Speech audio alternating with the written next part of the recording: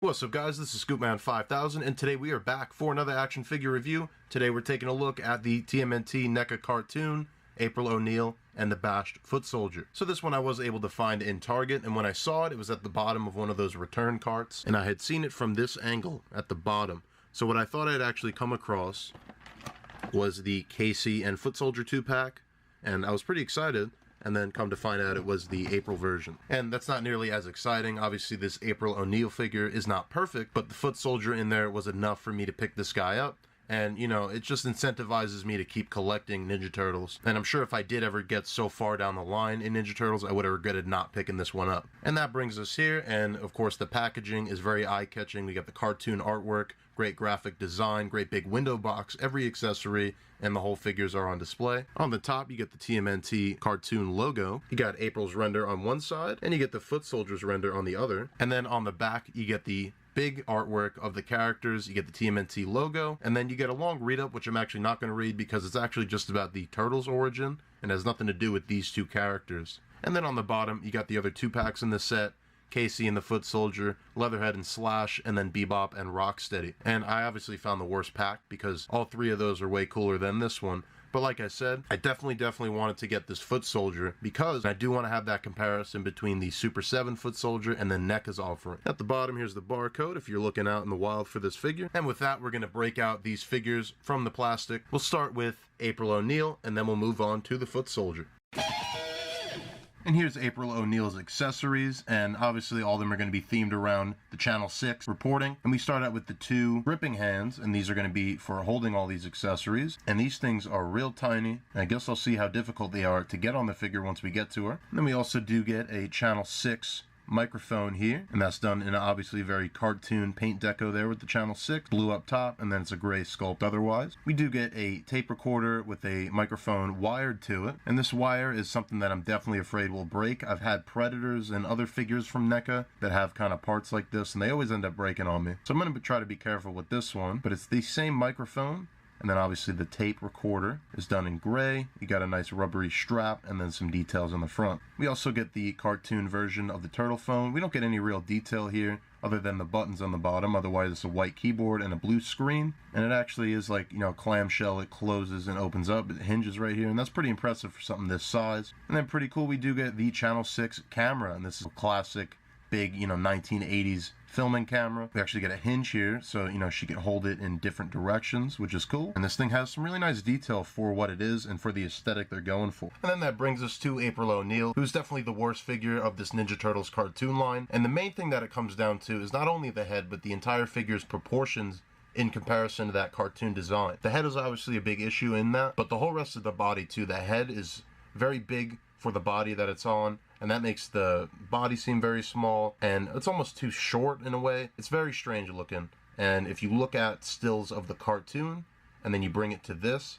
it is not similar at all. So with this one, it all comes down to the design. It's not a good figure. But in terms of it being an action figure and the engineering that went into it and the quality of it, it is a very good piece. So that's kind of the big shame with this one, is because you have something that really is made very well but just does not really represent the cartoon accurately. And that head sculpt is a big part of it. You know, the paint is there. I don't think the paint is bad, but again, the head is just very big on this body. Even for the eyes, you know, they were never really this big on the head. It's just not a great design overall, but everything technically is there. The paint apps where they're supposed to be are clean. The head paint is very clean as well, and for something that isn't, you know, real scan 3D printed or anything like that, and it looks like something that'd be very easy to mess up. So you can't fault them on that, but again, just does not represent what it's trying to represent very well. And then the whole yellow suit is done very well.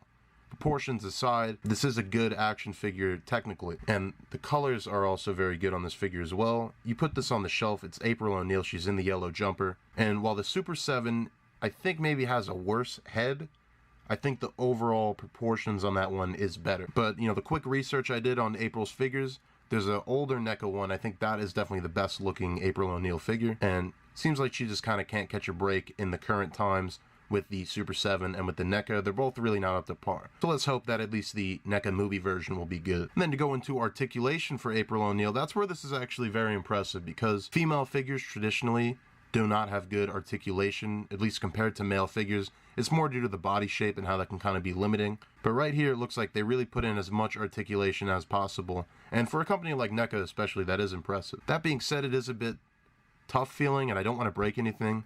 So in the head's case, I'm pretty sure that's a ball joint, but I don't really want to remove the head because I'm kind of afraid I'll break it, because the neck is very thin and the head's pretty small too. But yeah, ball joint, gets a decent range of motion.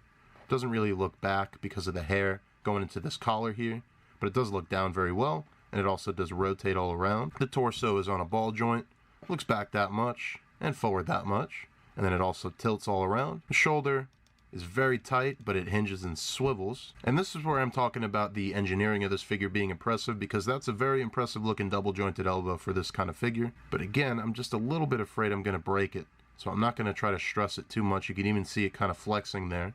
But there is two joints. Again, I don't really want to play with them that much. And then even on the wrist, very small wrist, like I said, it's a hinge and a swivel. But you do get a good split on the figure, and you get a double jointed knee with the top joint being very tight again. And then the boot does have a tight hinge and an ankle rocker as well. And now for April, we'll go ahead and do some comparisons. And really the only figures that make sense to compare that I have in my collection would be the Super 7 Raphael, and then I did pull out the DC Batman Raphael. I have all the Batman turtles, but here you can see how she looks with both Raphaels. And then here's all the accessories for the Foot Soldier. And for him, he comes with 3 sets of interchangeable hands, not including the ones that are already on the figure. So we get a pair of open hands, a pair of gripping hands, and then a pair of splayed out action hands. We do get 2 rifles with the Foot Soldier, so this one is kind of like a laser beam with these kind of coils on the front.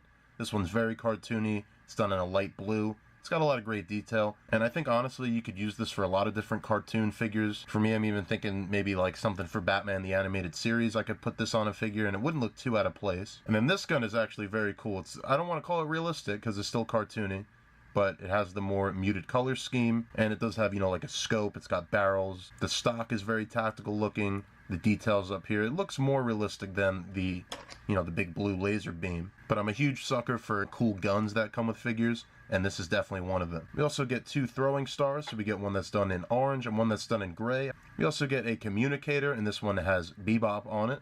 We get this small animal statue, and again, not really caught up enough on Ninja Turtles to know exactly what this is. However, you bring in this guy, the Pizza Alien, and I think he's from Attack of the Killer Pizzas. That is one I am familiar with because it's an Alien parody, and I'm a huge fan of Alien. And this is kind of the baby pizza alien. It comes out of the pizza, and then, they get bigger. They turn into these big yellow xenomorph-looking creatures.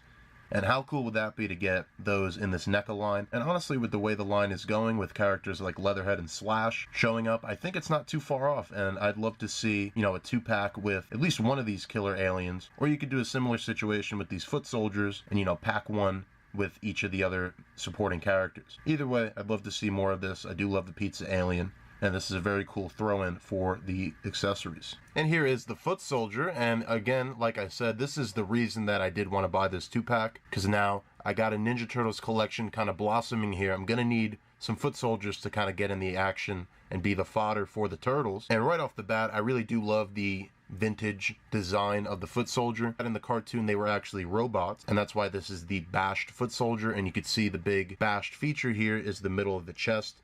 Totally gaped open. You could see kind of yellow wires coming out and then blue technology innards inside. And that's kind of why they do that in every superhero movie. They're always fighting robots and aliens and things like that, just so it's not as violent when they get their heads bashed in and when they get ripped apart and stuff like that. But that being said, the only real difference with this design and then those vintage ones is just a bit of the colors and then the exposed hands. They were much bigger gauntlets with gloved hands on the vintage figures. But I love the silhouette this guy strikes. We'll go ahead and we'll pick him up. We'll look at that head sculpt, and you can see he's kind of got that strange shape on his head, and the head's kind of permanently facing outward like that. But you can see the grimace on the Foot Soldier, and even for someone that's just in a mask like this, you could definitely see some intimidation here. The mask goes down into this big pauldron going around the shoulders, and that's done very good. There's kind of a 2-tone shadowing thing going on here, so we kind of have a light purpley blue, and then that goes into a darker purple for the shadowed part behind him. And that just adds to the cartoon aesthetic of this figure.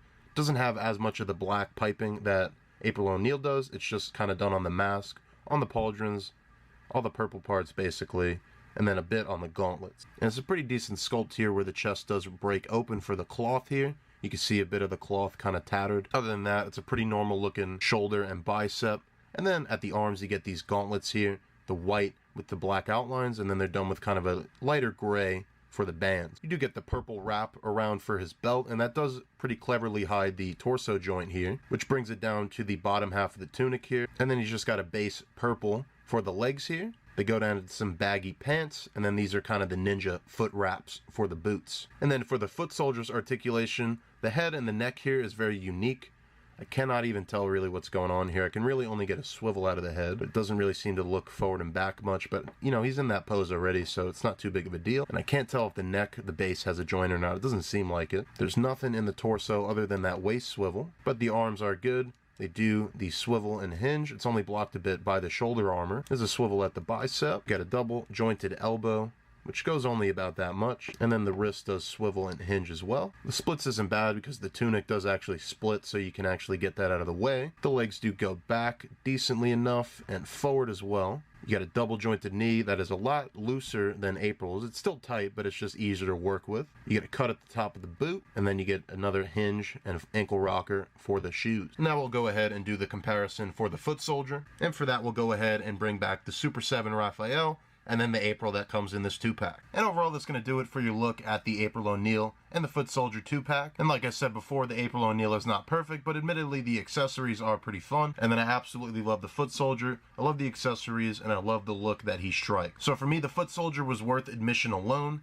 And now I definitely got to go find that Casey Jones 2-pack, and that Super 7 Foot Soldier should be on the way shortly. And this really makes me want to go and watch those old Ninja Turtle cartoons. I do hope that going forward, they're going to make those cartoon turtles more readily available now, since these packs are hitting. For my sake, I'm now into the cartoon figures with this set, so I would like to flesh that out. But that being said, I do think that these will work well with the Super 7s, and I'm definitely going to be on board with that line going forward. If you didn't already see it, I did review the Super 7 Raphael that I showed off in this video, and you should expect to see the Super 7 Foot Soldier reviewed shortly as well. I recently made an Instagram, scoopman_5000, if you want to check that out, see some figure photography from these videos, and right now I'm going to leave it off with said figure photography, and until next time, I'll see you guys in the next action figure review.